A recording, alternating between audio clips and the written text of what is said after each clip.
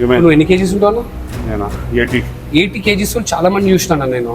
నువ్వు dead lift ఇవి weights పెట్టి కొడతావు, మరి వాళ్ళు కొట్టలేరన్నా. ఎందుకంటావు? మజిల్లా స్ట్రెంత్ లేకపోవడం. నేను అందుకే అందరికి ఏం చెప్తా అంటే స్ట్రెంత్ పెంచుకోవడం మీద కాన్సన్ట్రేట్ చేయండి. కొంతమంది చూడు, ఎగ్జాంపుల్ 100 కేజీస్ ఒక వ్యక్తి ఉంటాడు, ఆయన కనబడడానికి ఇంత లావుగా ఇట్లా పొట్ట పెట్టుకొని కనబడ్డా కానీ డెడ్ లిఫ్ట్ కానీ రన్నింగ్ కానీ ఇది కానీ చేసేటప్పుడు ఆయనకు ఐసం రాదు, మంచిగా వెయిట్ లిఫ్ట్ చేయగలుగుతారు. అదొక టైప్ ఇంటర్నల్ గా హెల్దీగా ఉన్నాడు.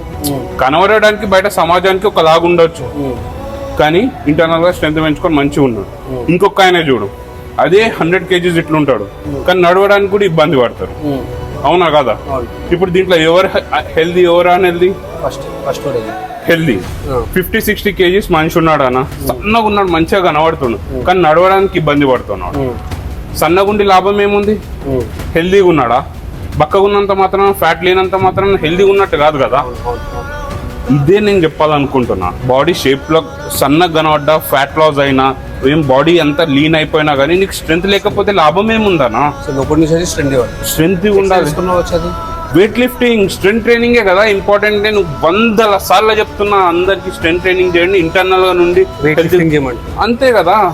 అదే మెయిన్ ఇంపార్టెంట్ మనకి. అర్థమవుతుందా? నువ్వు సన్నగా ఉన్నావా లావున్నావా పక్కన పెట్టు. ఫస్ట్ నువ్వు వెయిట్ లిఫ్ట్ చేయగలుగుతున్నావా? నువ్వేమన్నా నడుస్తా, నీకు ఏదైనా ట్రెక్ వెళ్ళినా ఏం చేసినా కానీ ఏమన్నా నీకు ప్రాబ్లం అవుతుందా అది చూసుకో. అర్థమవుతుందా? అన్నిట్లో నువ్వు హెల్దీ ఉన్నప్పుడు నీకేమి నువ్వు అదే హెల్దీ కాదు కదా.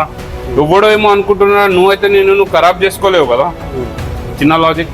సో రేపు సమోసాలు తిని వెయిట్ లిఫ్ట్ చేసి అది అట్లా అని కాదన్నా, హెల్దీ వేగా ఏది చేసినా హెల్దీ వేగా అని చెప్తున్నా నేను.